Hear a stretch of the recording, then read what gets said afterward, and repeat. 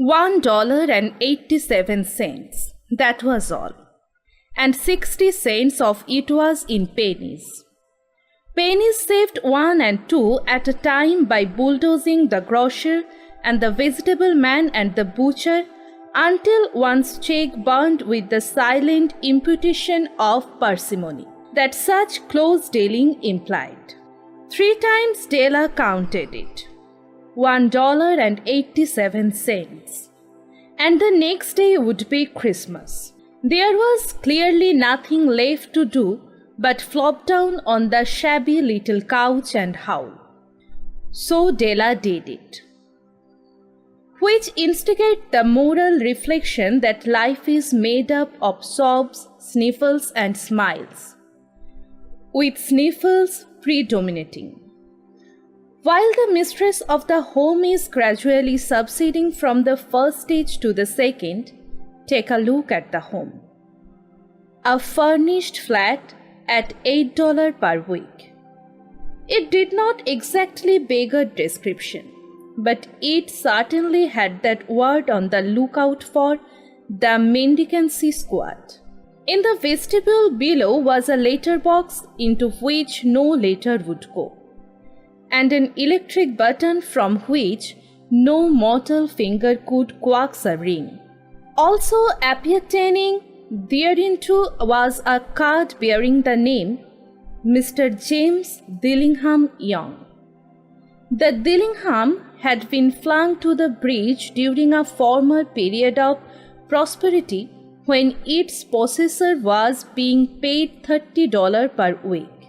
Now when the income was shrunk to $20, the letters of Dillingham looked blurred, as though they were thinking seriously of contracting to a modest and unassuming D. But whenever Mr. James Dillingham Young came home and reached his flat above, he was called Jim and greatly hugged by Mrs. James Dillingham Young, already introduced to you as Della, which is all very good. Della finished her cry and attended to her cheeks with the powder rag. She stood by the window and looked out dully at a grey cat walking a grey fence in a grey backyard. Tomorrow would be Christmas Day, and she had only $1.87 with which to buy Jim a present. She had been saving every penny she could for months, with the result. $20 a week doesn't go far. Expenses had been greater than she had calculated. They always are. Only $1.87 to buy a present for Jim, her Jim. Many a happy hour she had spent planning for something nice for him, something fine and rare and sterling, something just a little bit near to being worthy of the honor of being owned by Jim. There was a pier glass between the windows of the room. Perhaps you have seen a pier glass in an $8 flat. A very thin and very agile person may, by observing his reflection in a rapid sequence of longitudinal strips, obtain a fairly accurate conception of his looks. Della, being slender, had mastered the art. Suddenly, she wheeled from the window and stood before the glass. Her eyes were shining brilliantly, but her face had lost its color within 20 seconds. Rapidly, she pulled down her hair and let it fall to its full length. Now there were 2 possessions of the James Dillingham Youngs in which they both took a mighty pride. One was Jim's gold watch that had been his father's and his grandfather's. The other was Della's hair.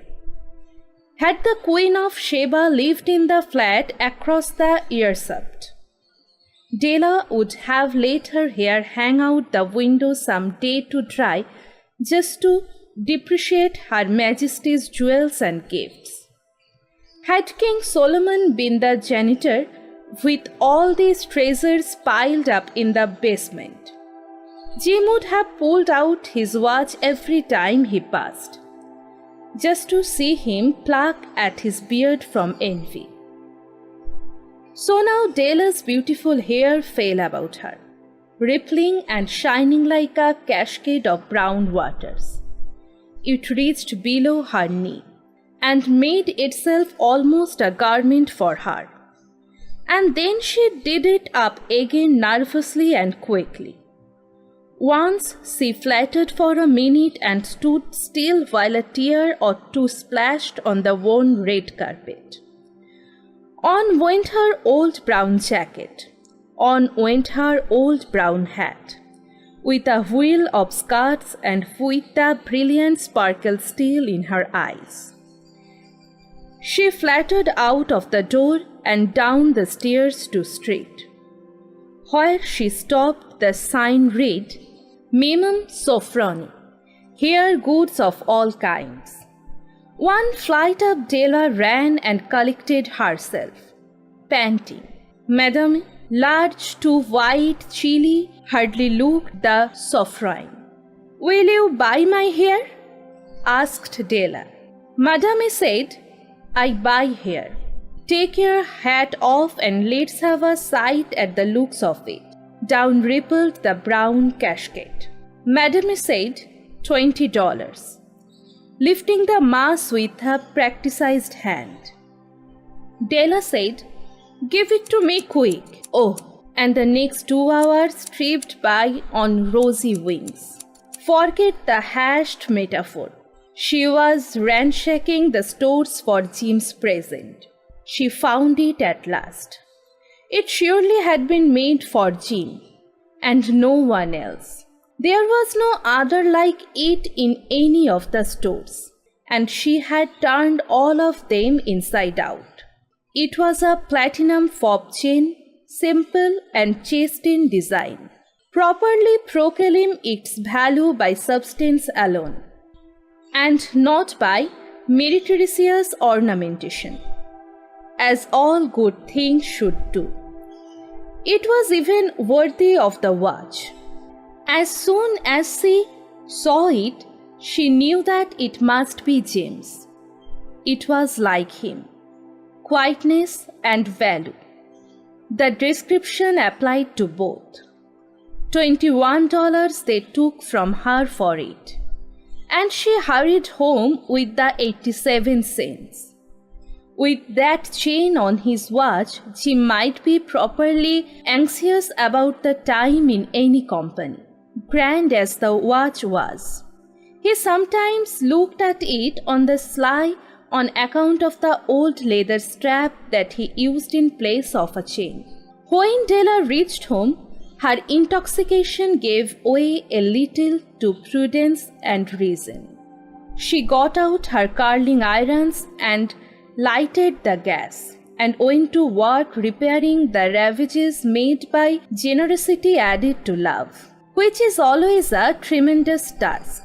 Dear friends, a mammoth task. Within 40 minutes, her head was covered with tiny, closingly curls that made her look wonderfully like a truant schoolboy.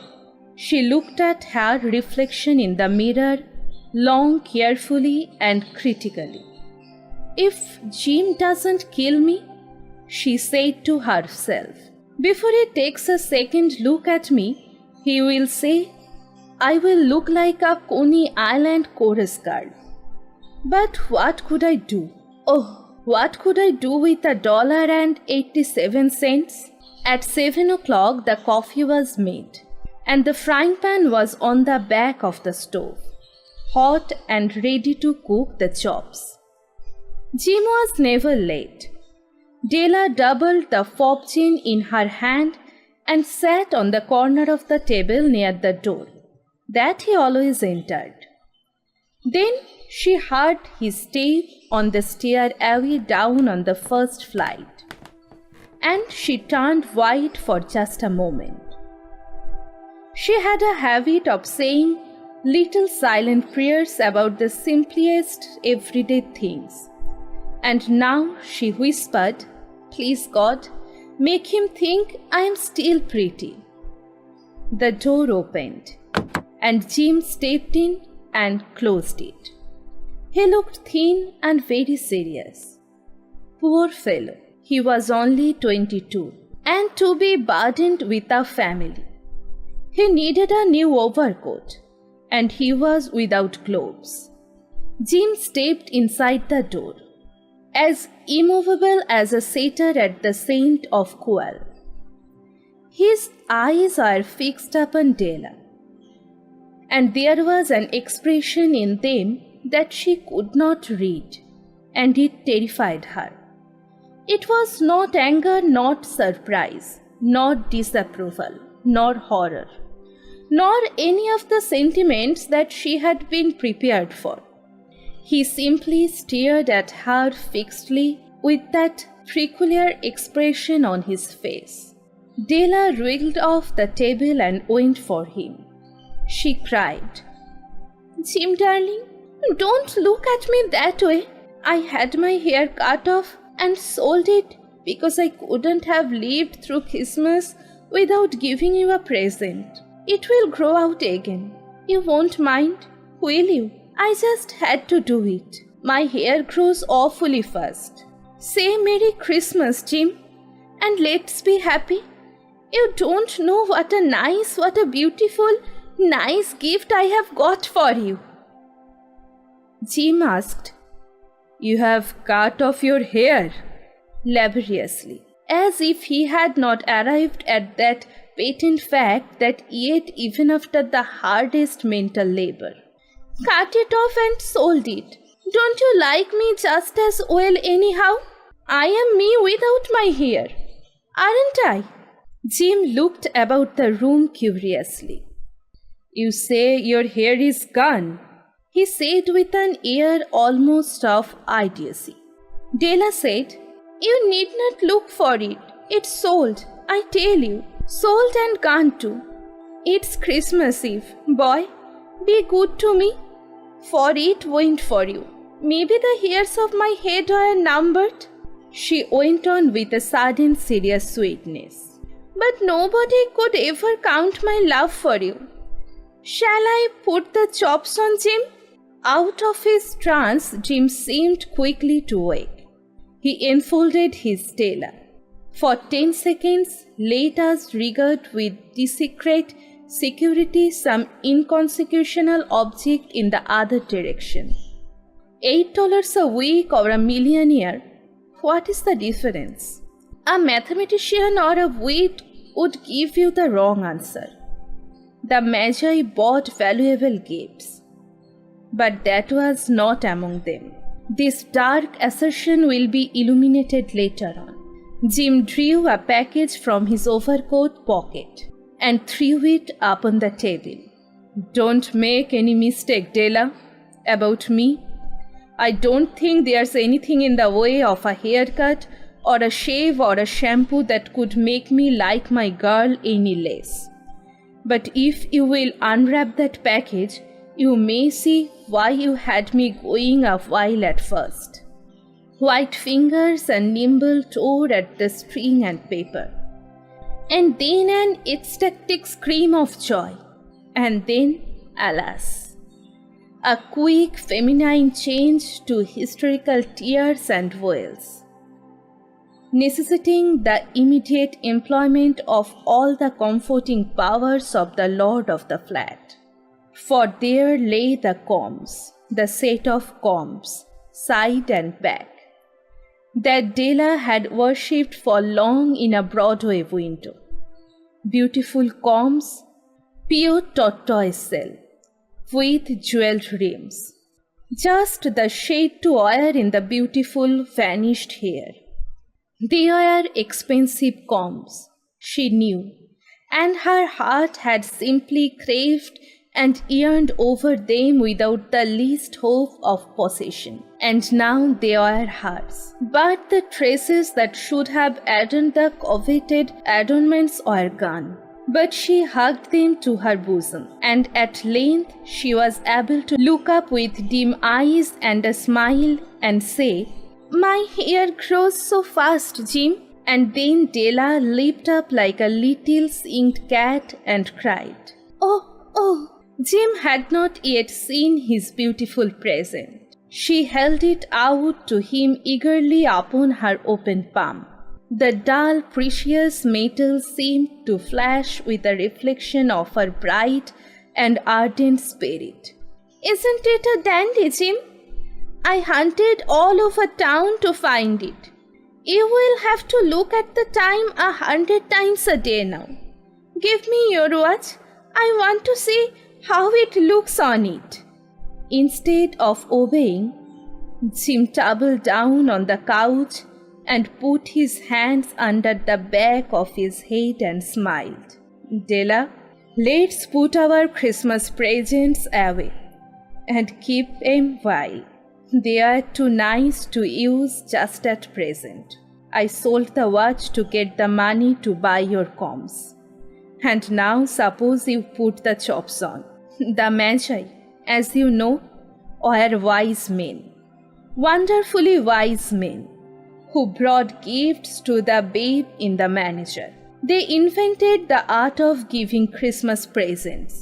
Being wise, their gifts were no doubt wise ones, possibly bearing the privilege of exchange in case of duplication. And here I have lamely related to you the uneventful chronicle of two foolish children in a flat who most unwisely sacrificed for each other the greatest treasures of their house. But in a last word to the wise of these days, let it be said that of all who give gifts, these two are the wisest. Of all who give and receive gifts, such as they were wisest. Everywhere they were wisest. They were the Magi.